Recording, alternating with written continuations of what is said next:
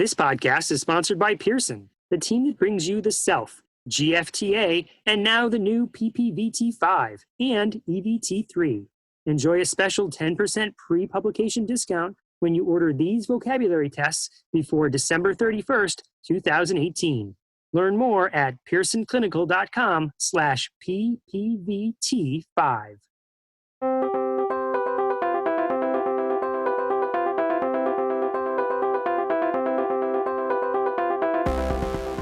Welcome to Talking with Tech. Chris, what's a small talk episode? I'm so glad you asked, Rachel. So here's the deal. One of the days that I was recording with one of our guests, it occurred to me that we started chatting about something after the interview. And I thought, oh, this would be perfect for a podcast episode, but maybe not a full episode. What if we just got on and just started chatting about the topic that it was? I can't remember which person went first.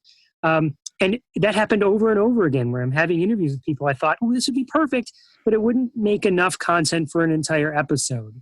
So I started asking people to record what we are calling small talk episodes, usually short segments, which are 7 minutes or less. And they are just talking about whatever the topic is that came to mind.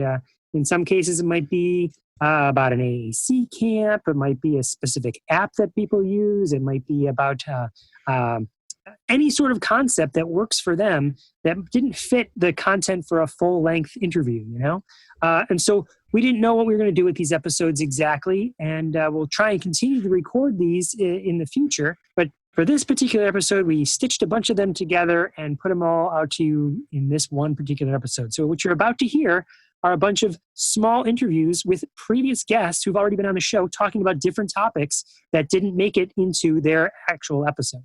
So we're really excited to bring you guys some bonus content. Without further ado, let's head into the small talk episode.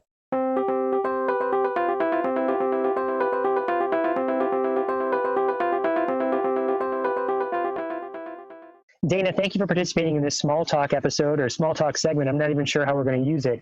But I wanted to ask you real quick. I have a friend of mine, his name's Tom, and he challenged me once to do something called the 22-day challenge. What it was to do 22 push-ups a day for 22 days. And I remember starting being like, oh my God, my shoulders. And then by the end of 22, I was like, oh, I could keep doing this. You know, like I am now a Superman because I can do 22.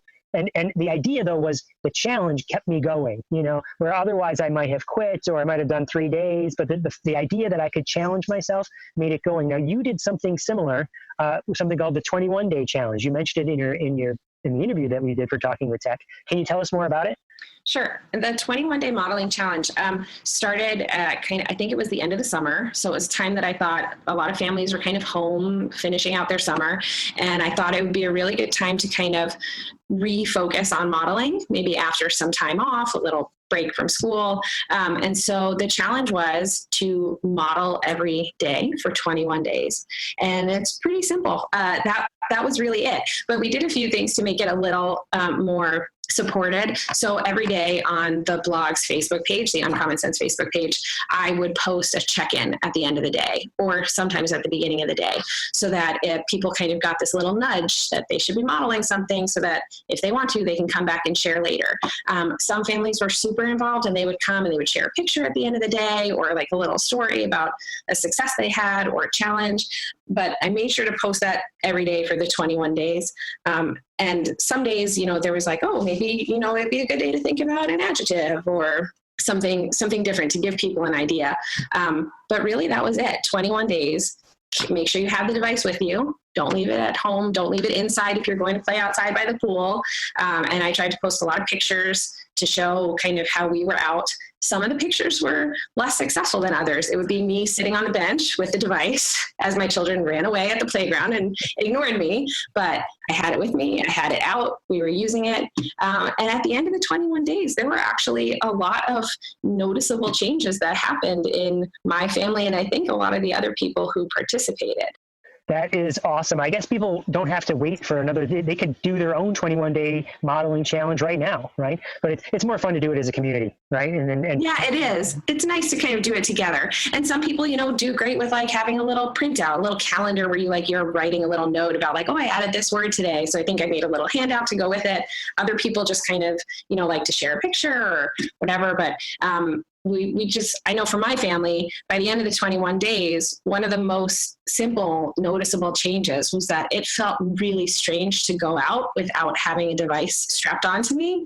And that in and of itself is kind of so powerful. It brings the device right back to kind of the heart of the family to say, we're leaving, we have this with us. Like, this is always right here, and it's what we do as a family. And so sometimes it's just as simple as maybe if you've kind of hit a rut, just challenge yourself to have it with your person every day for 21 days and see what naturally happens from there.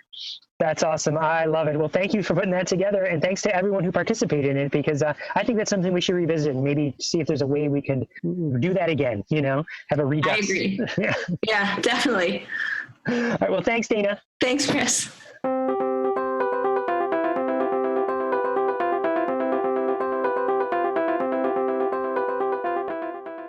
Welcome to the Small Talk episode. Erin, tell me more. You're doing some sort of project with AssistiveWare? Yeah, so I work for AssistiveWare, and it was hilarious. So they hired me on what's called their AAC team.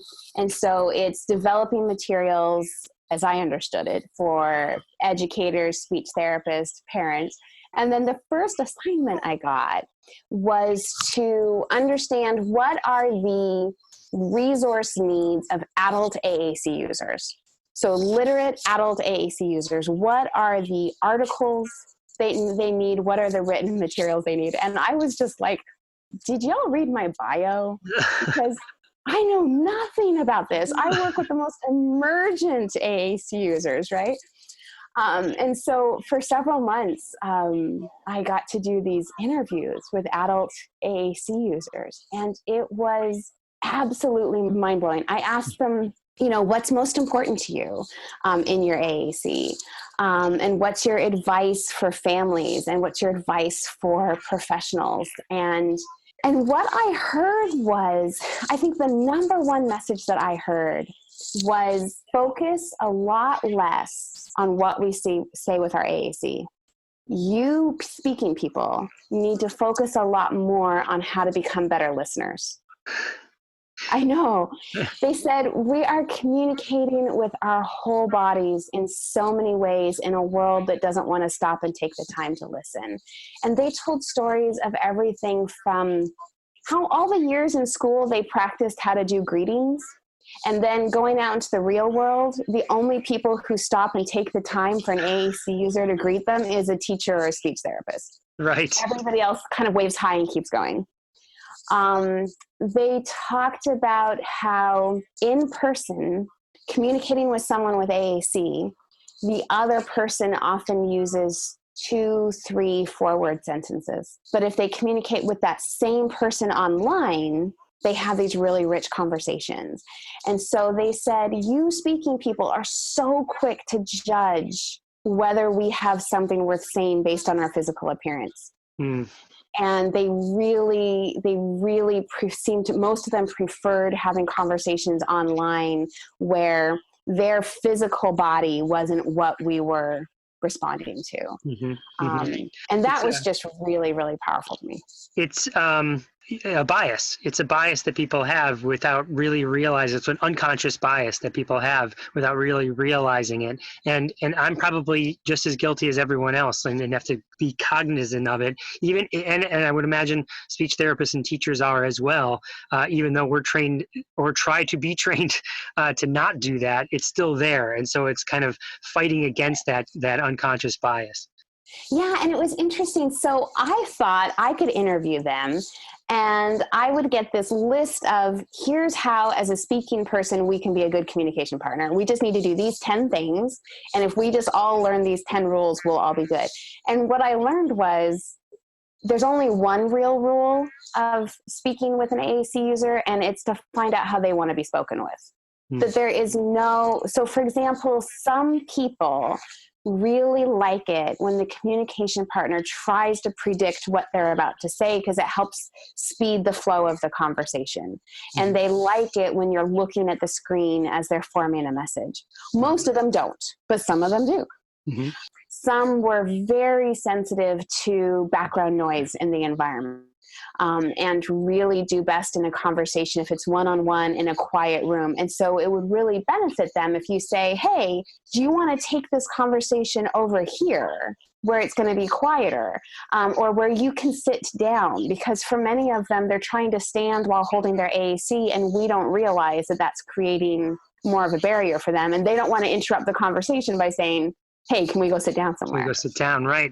So, That's all great advice. Yeah. It was fascinating. So we made this checklist. It'll be available on the Assistive Wear website, I think after February or so. But we made a checklist designed for the person who uses AAC to be able to say, these are the things I want you to do, and these are the things I don't want you to do. Mm-hmm. And if the person isn't yet, like my own daughter's more emergent in her AAC use, and so I don't think I can yet ask her most of the questions and have her tell me, but it gives me a guide to where you're headed. And I'm going to try this, and I'm going to experiment with this and see whether this strategy works better than that one. And I think that one of the things that most floored me was conversations that we had about privacy. And the idea that your voice and your AAC voice is deeply private and deeply personal. Mm-hmm. And the words that we use throughout the day are actually private. Like a typical teenager comes home from school and their mother does not know every word they use that day. Mm-hmm. They get to use words that their parents don't know about. But if you're an AAC user, when is the last time that the speech therapist and the teacher and the parent asked their permission before checking their history? Yeah, right. Right? It was just, it never had occurred to me to ask for permission before going into a student system, or to ask their permission before changing a symbol or adding a word, or making sure that they really got to explore all the different voice options before they chose one, but especially around message history. And even to the point of, are we making a really conscious effort to teach our students, this is your private voice, and I'm going to model this one over here that's generic, that's not your personal one. And if I do, I'm going to ask you for permission before I model on your AAC device. Even if you don't seem to care right now, I'm going to ask your permission before I model on it every single time, because I actually want to teach you that this should be private.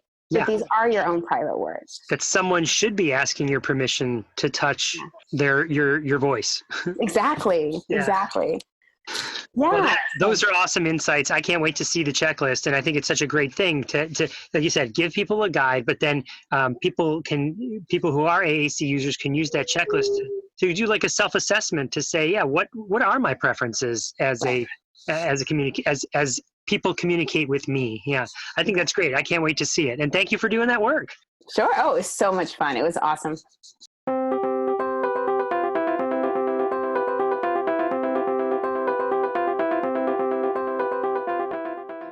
So Lindsey, tell me more about these activities that you do. What kind of things do you do to generate language with students?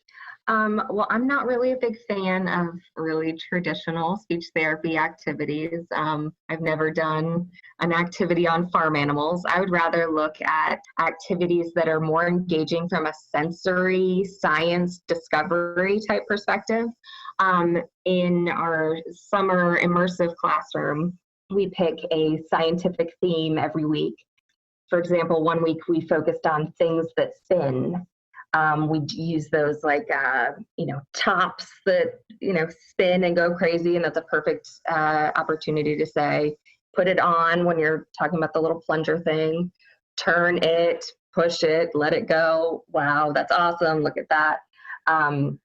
Even just getting a kid in a chair and spinning them. I've got an astronaut board where I put the kid on the thing and spin him in circles.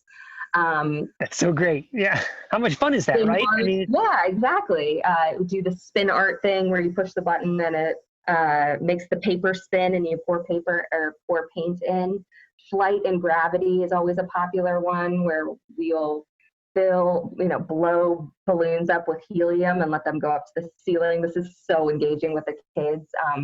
And it's perfect opportunities to say, all right, we're going to take the balloon and we're going to put it on the tank. And then we have to push it down to make it big or blow it up. And then we would tie it and then we could let it go. It would go up, make it fly.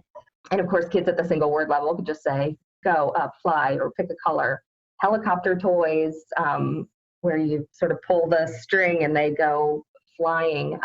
This summer, the kids really loved doing our melt theme, where we played with a lot of ice.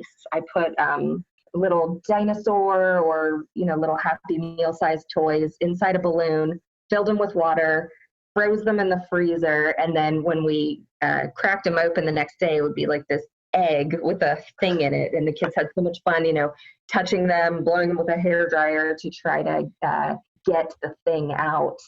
We did a week on food. In fact, every day during our immersive classroom, we did some sort of food related to the theme because we wanted to have an element of food exposure. Not necessarily you have to eat it, but tolerating it in the room, on your plate, doing the standard touch it, smell it, kiss it.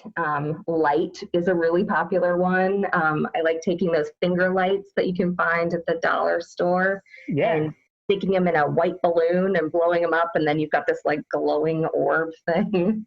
And again, the opportunities for using core vocabulary when you're putting stuff in and blowing it up and doing it more and picking colors. There's just so many opportunities.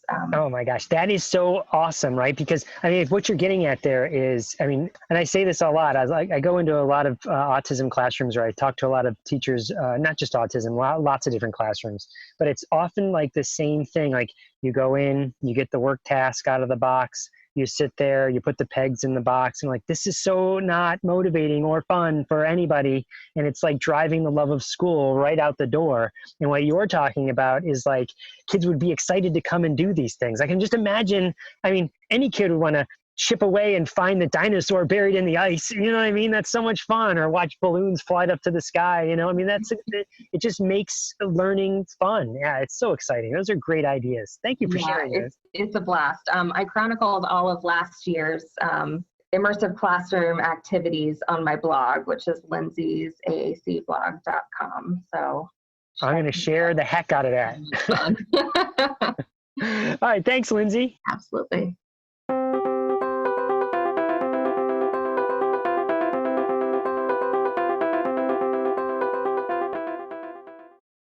Welcome back. So we're doing these little segments now called Small Talk. It's just a speech bite. Yes, speech bite. I like that. You could do it with a Y because it's technology stuff. Yes, because it's a little bite. There you go. Oh my gosh. I'll take a profit from you. You can't leave. So Eleanor, you've been with me for a day. You went and followed me in the schools and got to meet some of the students. Now, it was only day 4. Like the kids had just come back and the teachers had just come back. So really just settling in. We really were, right? And we were doing a lot of just finding where students are. And you also met with my counterpart. His name is John. And we got to chat a little bit with him. And he was in other schools and getting the same question. I've got the same question and John got the same question. And you were like, wait a second. We do that. So the question that kept coming up in our conversations from teachers is, there's students using like a coffee cart sort of system, or schools using a coffee cart sort of system, where students with disabilities will man the cart. They go around and they go to different classrooms and they sell things to the teachers or the parents or the administrators or whoever else is in the building. And it's usually coffee or biscuits or whatever else is on the cart. Yeah.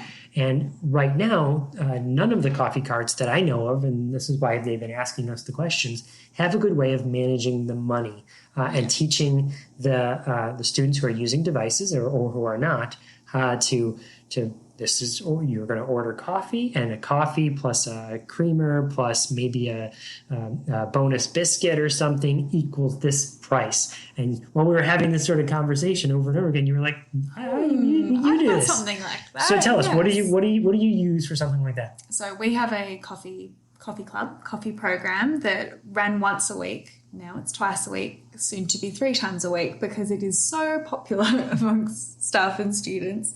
And it's a program that our senior students run, and they use an app which is free on the iPad, and it's called Square Point of Sale. So there's a lot of these point of sale apps that you can get free on the iPad. And basically what it is, it's a fully customizable register system. So essentially you put in, you take a photo of whatever it is that you're selling, or you find a photo online if you like. You say how much money it's going to cost. You can say it's a coffee, and then you can add different sizes. So you say it's a coffee, it's a large coffee, it's a small coffee, and you can put all these in here, and then all the student needs to do is they click all the things that people are ordering. It'll total it up for them. They proceed to the checkout. Oh, so it's going to be $7, but they've just given me a $20 note. You just click the $20 note and it tells you how much change you need to give them. And it's something that a lot of cafes are starting to use. So it's actually something that's being used in the community, which is nice because you get that transferable skill, as opposed to all these customized things that we make in school, which are beautiful, but then no one outside of school is ever going to use them. Right. If it's a program that people are actually using in actual stores, then it's not something you're just kind of practicing with some sort of made-up app just to practice with. It's a real thing. Exactly. And it's something that you can get various different gadgets that plug in, that you can even be using your Visa card, and you can be doing tap and pay, which is what everyone does now. How many people are actually using cash? Right. So it's nice in that way. And fully customizable. It took me about 2 minutes to set up a full register just to demonstrate it to John, and I'd never seen it before. So that would be my tip. That'd be my assistive tech that's really useful for this growing area that everyone seems to be doing coffee carts. Yeah, awesome. But it could be used in other places as well. If you're running a store of some sort. You could use it for absolutely anything. Even if you're doing like an imaginary pet store, you're taking a photo of all the different toys you're using. You could be doing a grocery store. You could be doing whatever you like. And it's really, really easy to set up. Cool. One more time, what's the name of it? So this one is called Square Point of Sale, but Point of Sale on iTunes will give you a million different options. Most of them are free, so you can even just go in, have a play around, and look at what's going to suit you. Awesome. Well, thank you for that tip. I hope it helps people out.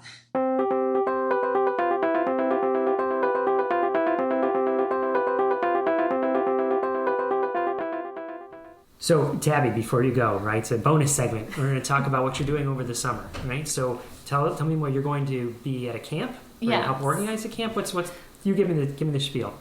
So Camp Gizmo is a summer camp for families of kids who use assistive technology in Romney, West Virginia. It's an annual camp. This is my second year, so I'm excited to go back. And so it's a really unique camp. It's a camp where families come as a family, and they get to work with professionals to explore assistive technology solutions for their kids. So there's lots of labs at Camp Gizmo. There's a mobility lab that looks at everything from seating, positioning, power mobility, leisure mobility during leisure activities. There's sensory labs. There's vision labs. There's every lab that you can imagine related to the specific needs of kids with disabilities where assistive technology might be beneficial.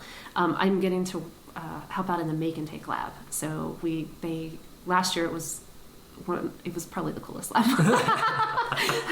I thought you'd say so myself. They had tables and tables of materials, all kinds of things to make. Like one of the things that they made was they had this PVC, and they made play like water tables out of PVC pipe and containers that were at levels that were, could work for, kids in wheelchairs. And so the kids are making the things, or they're made and then the kids are interacting with the stuff that has been made? The kids are interacting, but so one component of the camp is that lots of grad students and professionals from around the state come and work with the families as they go from lab to lab.